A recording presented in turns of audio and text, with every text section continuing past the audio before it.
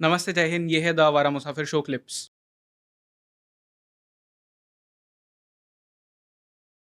बहुत सारी हमने बातें कर ली है। अब ऐसा लग रहा है कि आपके साथ में पता नहीं शायद 100 पॉडकास्ट हम टोटल रिकॉर्ड कर सकते हैं, क्योंकि हर पॉडकास्ट में एक नई चीज़ उभर के आती है और उसमें से बहुत सारी नई चीज़ें निकलते जाती है।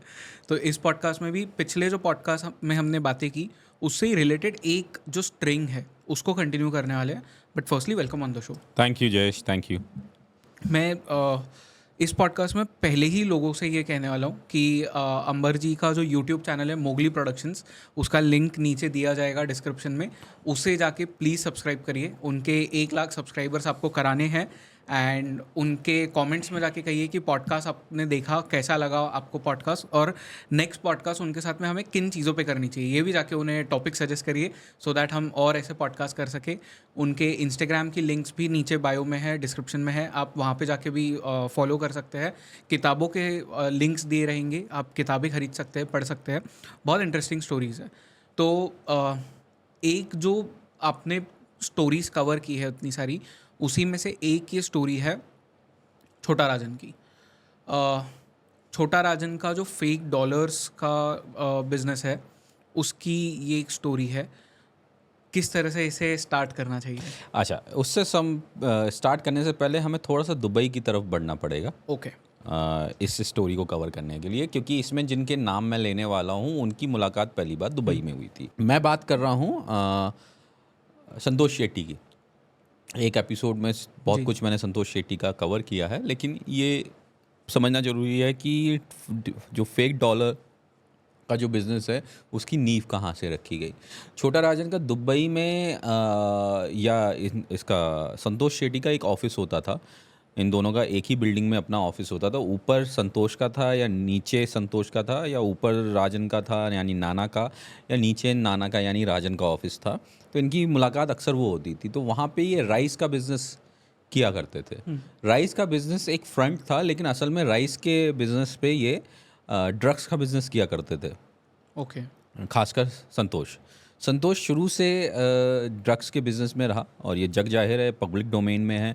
ऐसा नहीं है कि मैं कुछ नई बात बता रहा हूँ। संतोष के बारे में ये था कि वो ड्रग के बिज़नेस में है, और संतोष ने अपने इंटरव्यू में भी पहले एक इंटरव्यू दिया या 2 बार इंटरव्यू दिया उसने, उसमें ये बात बोली थी कि मेनली ड्रग्स का, क्योंकि एक कंसाइनमेंट मैंने इससे पहले एपिसोड में भी बताया था कि 94 में जब छोटा राजन अलग हुआ था बॉम्ब ब्लास्ट के नाम पे, कि लोग कहते हैं 93 के बाद ब्लास्ट हुआ। इसमें कमेंट आएंगे कि नहीं, जी। मैं गलत कह रहा हूँ, कि मोगली उसकी बाबा। भी हम थोड़ी बात करेंगे, क्योंकि एक वो यॉट वाला किस्सा है, उसके बारे में भी थोड़ा बात यॉट करेंगे। का किस्सा अलग है। यॉट का किस्से पे, इस पे ना वो राजन की एक अलग से पूरा राजन पे, जब हम नाना पे एक एपिसोड करेंगे इसके राजन बनने से लेके अरेस्ट होने तक, एक अलग से पॉडकास्ट करेंगे, तो उसमें यॉट वाला किस्सा भी मैं आपको बताऊंगा। तो मैं यहाँ पे इस पे फेक डॉलर्स और ड्रग्स पे हम फोकस करते हैं। तो छोटा राजन का जो राइस का संतोष का या छोटा राजन का एक फ्रंट हुआ करता था। और मैं कह रहा था 94 में ये अलग हुआ। ये बात सच है, 94 में अलग हुआ, 93 में नहीं अलग हुआ। और ये बात मैं पुख्ता कह सकता हूँ। बहुत से लोग कमेंट में कहेंगे कि मेरी ये इन्फॉर्मेशन गलत है, वो 93 में अलग हुआ। 93 में अलग नहीं हुआ, इसको मैं साबित भी कई बार कर चुका हूँ। जी। 94 में अलग हुआ, और 94 में जो उसने सबसे पहला कंसाइनमेंट भेजा, वो भी ड्रग्स का भेजा, विद हेल्प ऑफ संतोष शेट्टी। तो संतोष के साथ इन्होंने ड्रग्स और फेक डॉलर का बिजनेस शुरू किया। और आज की तारीख में संतोष कोई क्राइम में नहीं है। पिछले 2011 में जब से वो अरेस्ट होकर इंडिया आया, तब से वो क्राइम में नहीं है। उसके बाद से उसने क्राइम की दुनिया छोड़ दी है।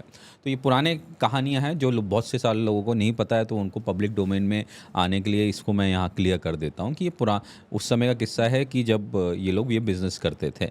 तो मेरे को नहीं लगता होगा कि बहुत से लोग, आपके श्रोता या और दूसरे श्रोताओं को ये पता होगा कि इनका फेक डॉलर का भी बिज़नेस जी। रहा था। तो इसके लिए इन्होंने एक चीज़ है कि आप $10,000 तक आप कैरी कर सकते हो कैश में।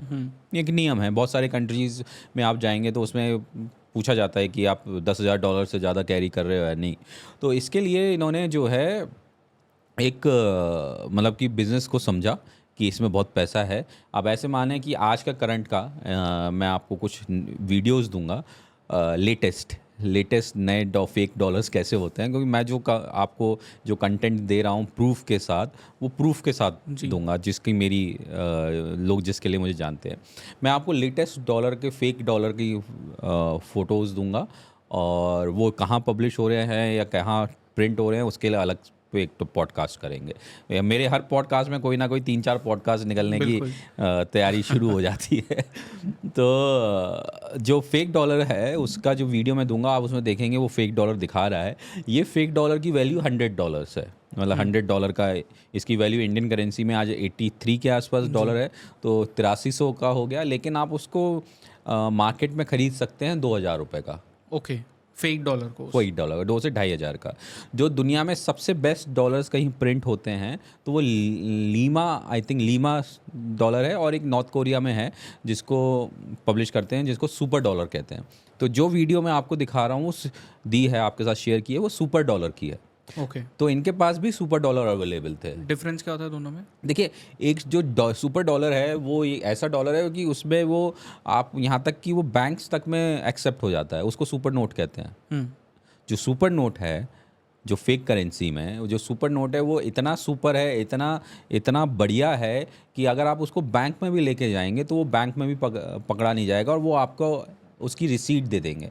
इसलिए उसको सुपर नोट कहा जाता है, इसलिए उसको सुपर डॉलर भी कहते हैं। तो इसका जो वैल्यू है, अगर आप उसको ख़रीदना चाहें तो 2 से 2500 रुपये में मिल जाता है। तो प्रॉफिट देखिए कितना है, अगर आप 2000 का ख़रीद रहे हैं और 8000 का बेच रहे हैं, तो 6000 का तो खड़े खड़े एक नोट पे प्रॉफिट है। तो ये बहुत प्रॉफिटेबल बिजनेस था काउंटरफिट का। तो इस पे छोटा राजन की नज़र पड़ी।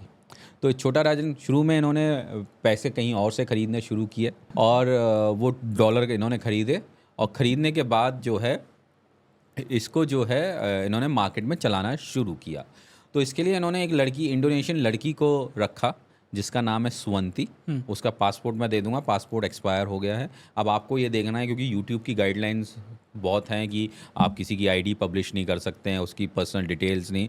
तो अगर आपको लगता है कि उसका साइड में, हमारे साइड में उसका फ़ोटो पासपोर्ट कॉपी चला सकते हैं, तो आपको मैं वो कॉपी दे देता हूँ। उसका नाम है सुवंती। सुवंती भी बालू डोकरे से कनेक्टेड थी। इससे पहले हमने एक पॉडकास्ट की थी बालू डोकरे से। कैसे कनेक्टेड थी? तो कुछ लोग कहते हैं सुवंती उसकी मलेशिया में गर्लफ्रेंड बन गई थी, ओके, जबकि उसके यहाँ काम करती थी। तो इन्होंने एक इंडोनेशिया की एक लड़की रखी सुवंती। सुवंती का काम था, और ऐसी बहुत सारी लड़के और लड़कियां रखे जिनका सीधा सा काम होता था कि डॉलर इकट्ठे करना, जो फेक डॉलर्स नाना या संतोष दे रहे हैं, उसको जाके इंडोनेशिया में मार्केट में चलाना।